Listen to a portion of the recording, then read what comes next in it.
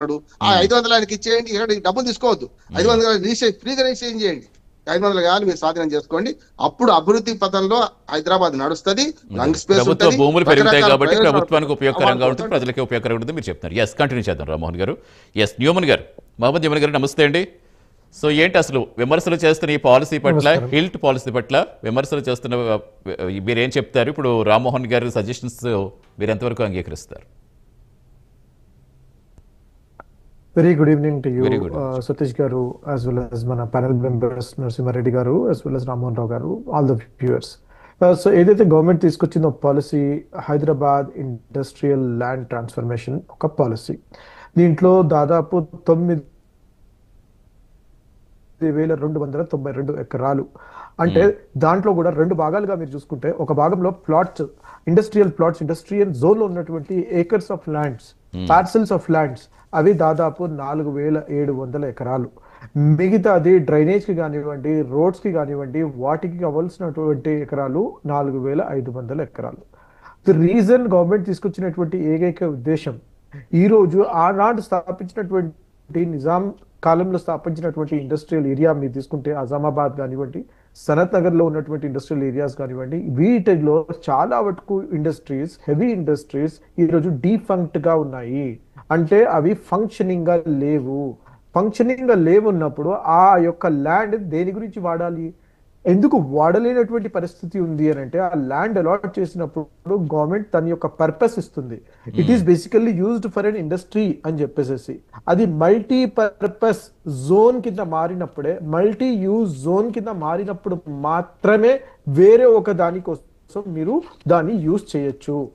ఈ రోజు గవర్నమెంట్ తీసుకొచ్చినటువంటి యొక్క పాలసీ డీఫంక్ట్ గా, ఎక్కడైతే మనకి ఇండస్ట్రీస్ పని చేయడం లేదో అవి you can convert into utilization, దానిని ఒక యూటిలైజేషన్ యూజ్ చేస్తూ మీరు ఒక పాలసీ తీసుకొచ్చినారు.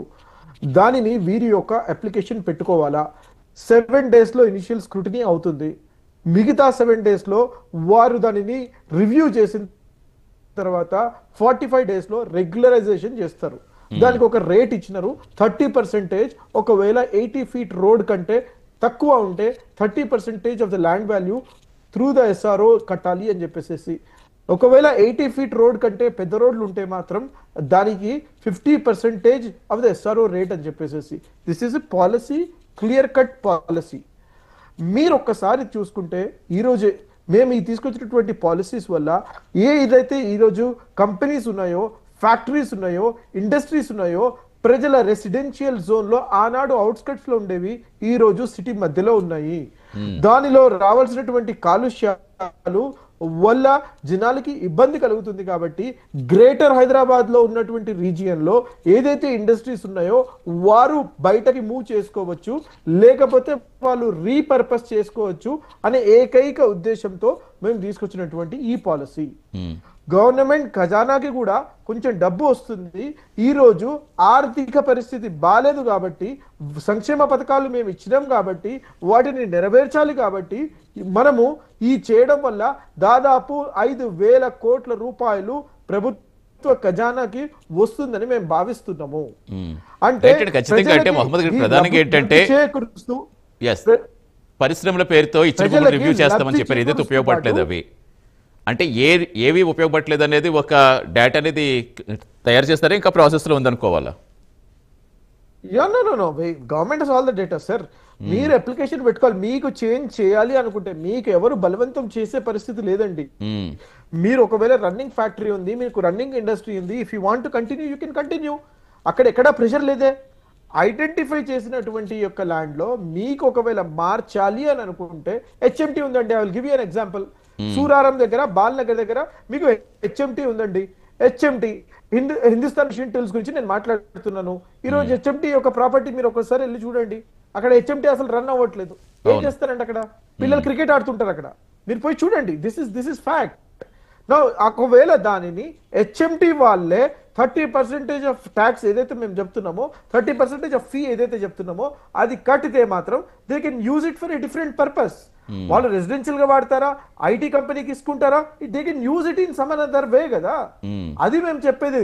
మల్టీ ఇక్కడ మహమ్మద్ గారు, ఓకే, టెక్నికల్ గా చాలా అంశాలు ఉంటాయి, నిజంగా సామాన్యులకి అంత ఈజీగా అర్థం కావు.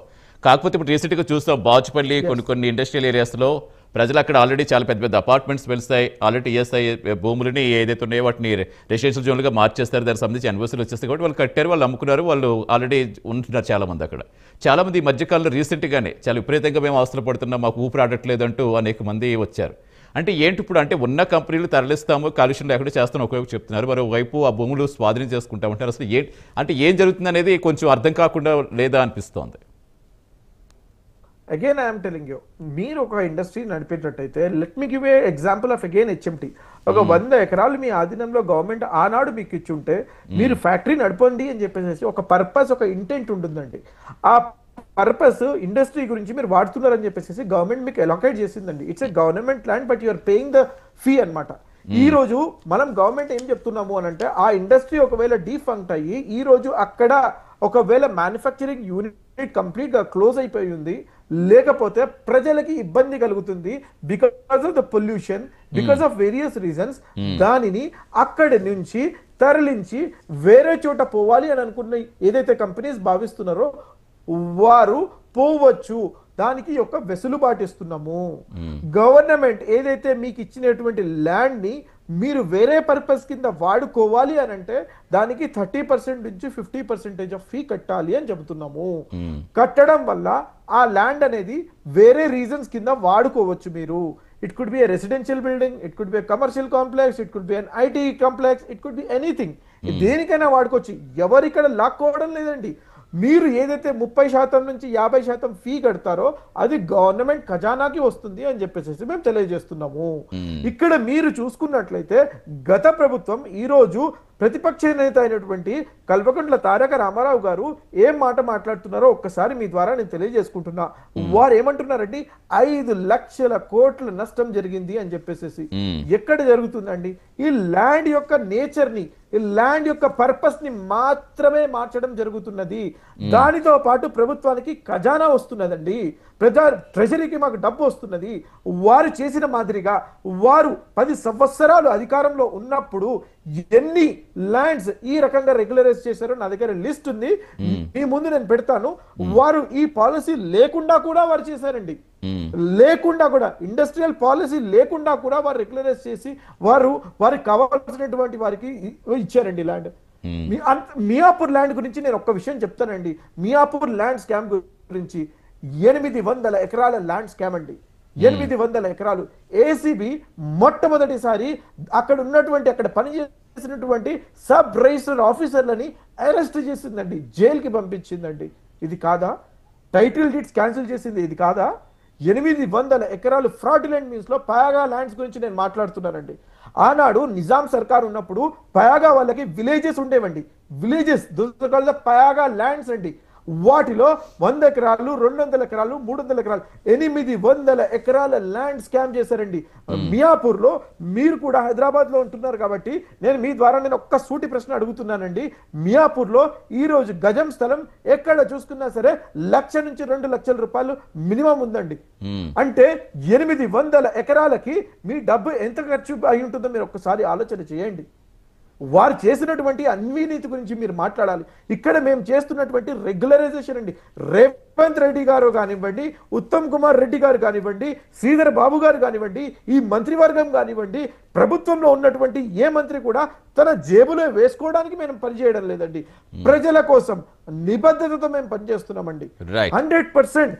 ఇప్పుడు ఔటర్ రింగ్ రోడ్ లో 21 మున్సిపాలిటీస్ మేము కలుపుతున్నామండి. It is going to be greater Hyderabad ఏదైతే ఉందో ఇది విస్తీర్ణం అనేది దాదాపు 65 కిలోమీటర్ల చుట్టూ పోతుందండి. మీరు ఈ అవుట్స్కట్స్ కి పోయిన తర్వాత RRR and outer ring road మధ్యలో ఇండస్ట్రీస్ ఉంటే ఏం ప్రమాదం అండి? షాద్ నగర్ తీసుకోండి, ఇక్కడ నుంచి షాద్ నగర్ కి మీరు పోవాలంటే గంటన్నరలో మీరు వెళ్ళిపోవచ్చండి. Because of the highways, because of the roads, because of the infrastructure. Shadnagar లో పాపులేషన్ తక్కువ, షాద్ నగర్ మీరు ఏరియా ఉంది, మీరు చేసుకోవచ్చు.